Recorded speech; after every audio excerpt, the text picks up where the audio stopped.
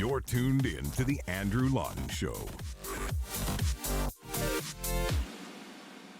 Chrystia Freeland is not the only person over in the UK right now. Justin Trudeau will be joining later this week. Marc Garneau was there a couple of weeks ago. This is one of the biggest multilateral events to take place in person this year, and the first, in fact, that Canada has participated in quite a while, as I understand it. And the government has been extolling the virtues of in-person multilateral diplomacy. And by the way, I agree with it. Certain things you cannot replicate on a Zoom screen, especially in a diplomatic context. But the problem is that Canadians like you and like me are still being told any travel we want to do isn't all that important. We shouldn't be leaving the country, but they can. And politicians are, by the way, exempt from quarantine. They're exempt from hotel quarantine, but Justin Trudeau is choosing to do a hotel quarantine just to prove the point that this is the way we should all be doing things. Except there's a problem.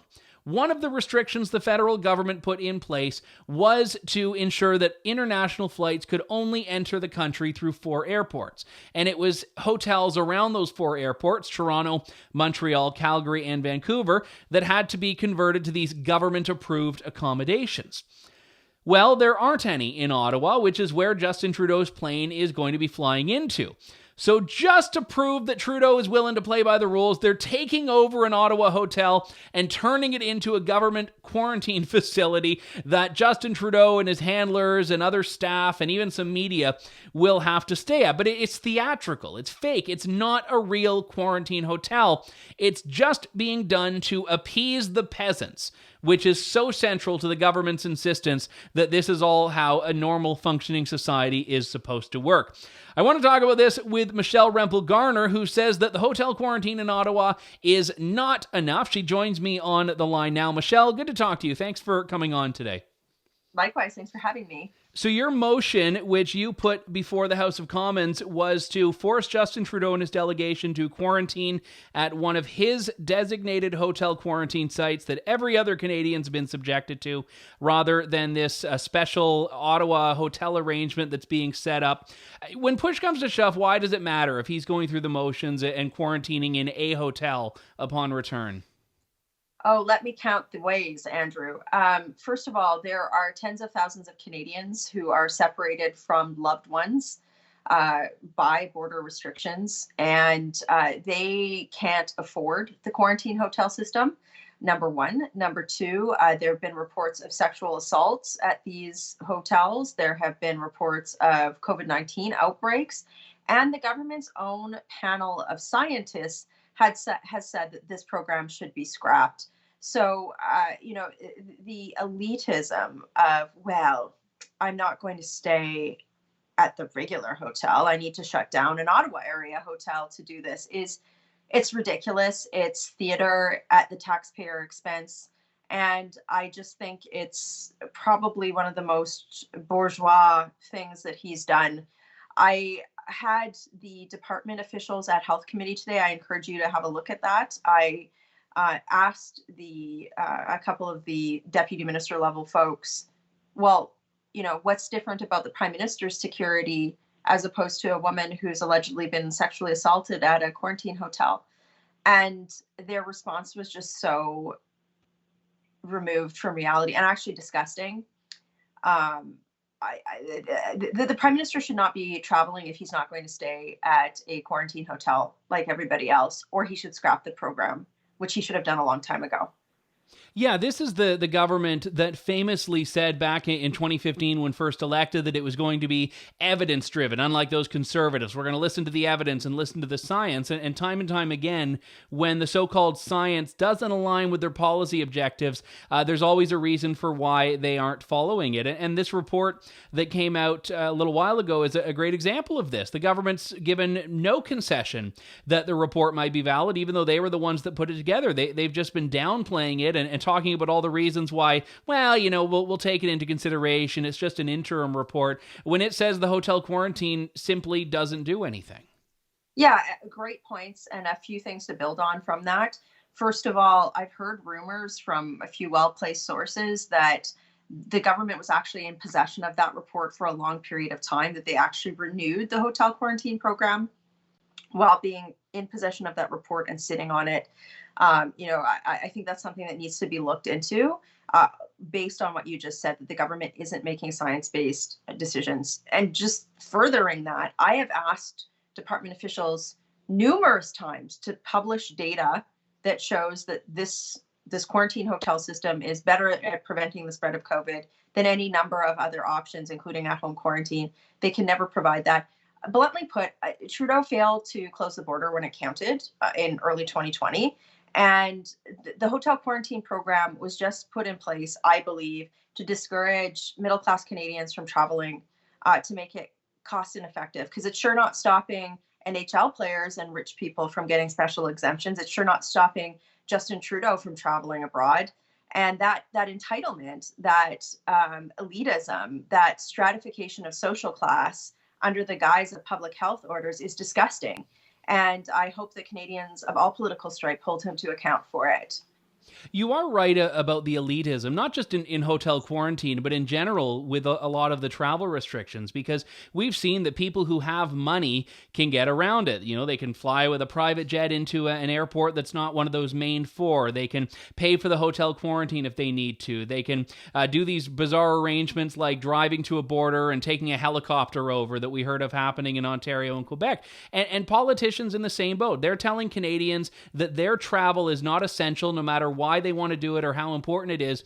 But when they're doing something abroad, whether it's a G7 summit or something else, it's essential. And there is a double standard there. And admittedly, I'm not one who's saying don't travel. I'm saying that if they're telling people not to travel, they should be playing by the same rules.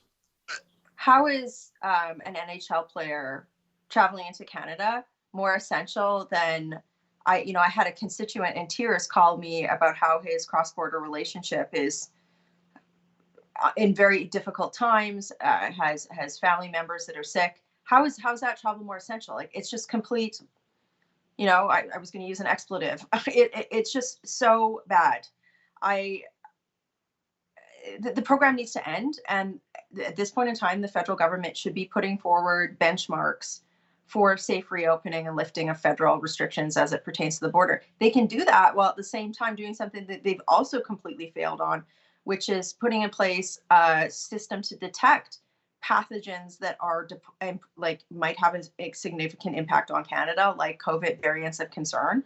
Why did the COVID, the Delta variant, that's what they're calling it, I believe, in India, was detected in October, and then they only banned flights from there, about a month ago? How does that happen? So it's just nonsensical. I also actually condemn some of the senior level officials that are giving the government the advice on this. They're so disconnected from reality, but the buck stops with these ministers and the prime minister, who are living by one different set of rules for themselves than everybody else. And I hope that people realize that this is an entitled elitist system from an out of touch government, and from a prime minister who thinks it's more important to go to travel abroad when no one else can, rather than fix the system first. He should have done that. He's making people pay tax dollars so that he can stay in a bougie hotel in Ottawa for optics. If he's so committed to the hotel quarantine system, maybe he should stay in one of those rooms that don't have a lock that other women have had to be subjected to. If his security is so important, maybe he could just fix the system for everybody. Very well said. Conservative health critic Michelle Rempel Garner. Always a pleasure. Thank you, Michelle. Thank you. I want to turn from the political side of this to the legal side of this. Last week, I was tied up for 3 days. I say tied up. I enjoy doing it, and I wasn't nearly as tied up as the people that were actually participating in the Zoom call, but in a federal court Zoom hearing, as the constitutionality of the hotel quarantine was being challenged, there were a number of applicants, most of them represented by the Justice Centre for Constitutional Freedoms, but our friends at Rebel and Keean Bexte were also putting their claims forward, arguing that this federal hotel quarantine program is not constitutional, and also basically that it doesn't work. The effectiveness or lack thereof became very central to the hearing as well. I want to bring in Sayeh Hassan, who is a lawyer with the Justice Centre for Constitutional Freedoms and was one of the two primary litigators on this case for the JCCF. Sayeh, thanks for coming on. Great to talk to you. Thank you so much for having me. Now, this is we've seen an injunction on this question before. This is really the first time that in a full hearing on the merits, we've had the constitutionality of this attested, isn't it? That's correct. Yes, the Justice Center brought an injunction hearing where we were not successful, but the judge found that there were serious issues to be tried when it came to Section 7 and 9 of the Charter, and then we were able to have the full hearing on the merits of our Charter arguments. The premise of this program, I know I've talked about it on the show in the past, is that in January, the government of Canada said, we've got all these variants coming in, our travel measures that we have in place now aren't working, so we're going to force anyone who comes into the country by air to stay in a hotel near the airport for 3 days to get a test, and then at the end of that 3 days, they can continue on home and complete their quarantine. What's really the basis of your arguments, and what is it that your applicants are actually fighting for? We were challenging quite a few of the charter sections, but really the main area is the detention. So under Section 7, we have the right to liberty and security of person, and under Section 9, we have the right not to be arbitrarily detained. And really the focus was on the fact that people that are forced into these government-mandated hotels, they're being detained against their will. They are not going there voluntarily. And of course, we raised the issue that once you're detained, you're entitled to speak to counsel, which is also a right that is being violated during these quarantine hotel when this is going forward. So those were some of the issues that we raised. I was tuned in for the majority of the hearing, and at one point, the federal government's lawyer was saying that, well, it's not arbitrary because everyone is getting it everyone's subjected to it, and you have people that are coming into the country that know this is going to happen.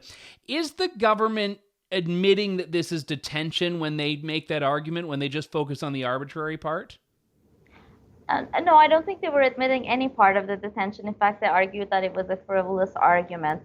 But the argument, there's two parts to detention. So first, you have to actually either be physically or psychologically detained. And we argued that once you're at the airport and you're being mandated to go to these quarantine hotels and or the quarantine facilities, you are detained. And then the second part is that it has to be arbitrary. And the arbitrary argument, there's quite a few arguments to it, but one of them is the fact that there's only a small number of people actually who are being subject to the quarantine hotels. 75% of the international travelers who come to Canada are completely exempt from the quarantine hotel. So their focus is only on 25% of the international travelers. That in itself, we argued, was arbitrary. The fact that the land travelers are being treated differently than the air travelers, those types of things make the detention arbitrary.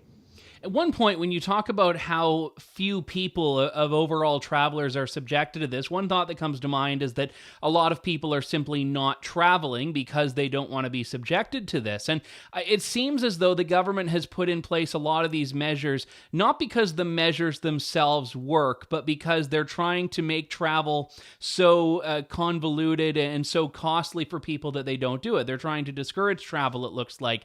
And if that is in fact the case, that's not a selling point on a constitutional defense for the government to make, because as I understand it, any limitation of constitutional freedoms has to be very pointed and very directly tied to the policy objective, which if it is just a part of discouraging it, it really isn't tied.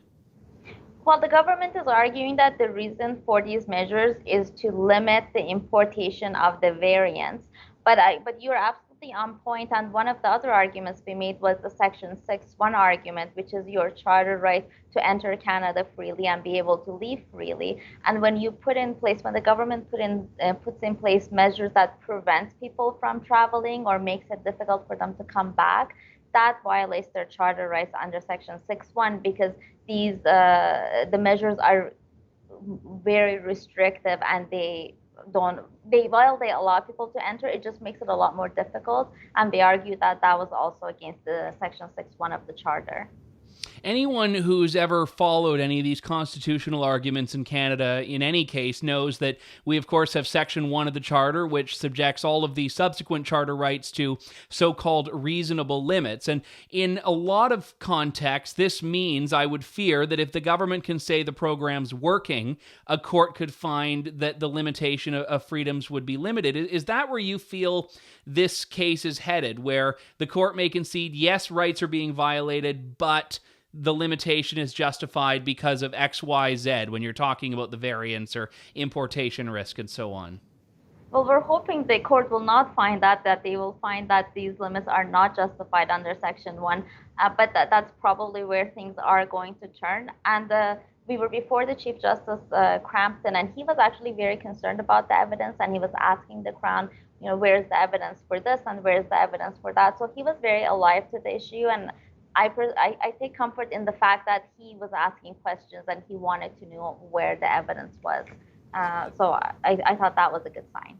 Yeah, and one point that I found very interesting, and the government lawyers did not really seem to have an answer for it, was... And just for people that haven't come into the country under this, you might not know this, but you go to the hotel quarantine, you get a COVID test. At the end of your 3 days, if your test is positive, more often than not, you still continue home exactly as you would have if your test came back negative, and you still go into 14-day quarantine exactly as if your test was negative. And in doing so, the government has really made it so there's not a substantive difference, which makes me question, and I would hope makes anyone question, okay, well, what's the point of this all? And the judge had asked, I know, at a couple of points for more information about that, and the government didn't really seem to have the data on how many people have actually not been permitted to go right home, even with a positive test result. And at one point, it seemed like the lawyer for the government of Canada had said, well, if you know you're positive, your mindset will be different when you're in quarantine, which again doesn't seem like the most selling argument for them. Definitely, and that was, I think we argued a lot of points, but one of them was, yes, the government is arguing that if you know that you're positive, then you will have a different mindset. Well, the argument was, where's the evidence for this? It certainly wasn't in any of the affidavits. It was something that one of the affiants stated in her cross-examinations, and so that was something that we challenged. And certainly it doesn't appear that they are collecting data with respect to how many people who test positive get to go home versus who is being directed to the quarantine facilities. Now, I know that this was, again, a 3-day long hearing. There were thousands and thousands of pages of evidence. It's entirely possible that the program could end, if the government ends the program, before a decision comes from the court. But if that happens, is it still important in your eyes that this be found unconstitutional?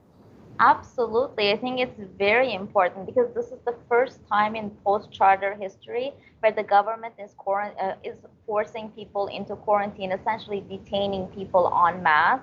And if this is found to be constitutional, I think it's going to set a very dangerous precedent, because moving forward, the government can continue to do so. Versus if the courts put a stop to it now, they will not be able to use that later on in other emergency contexts.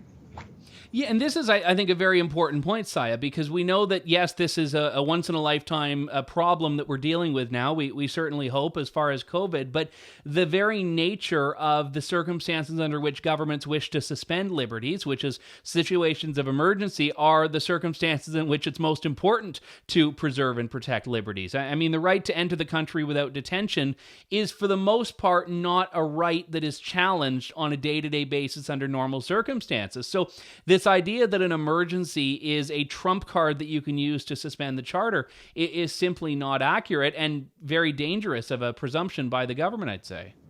Absolutely, and that's what we told the Chief Justice, that it's exactly during these times, the emergencies, when charter rights are being violated. So it's very important for the courts to be vigilant and to be the gatekeepers and ensure that the government isn't violating our charters arbitrarily. So I know predictions are very difficult. You put your best foot forward, you make the arguments, you submit the evidence, the Chief Justice has to rule.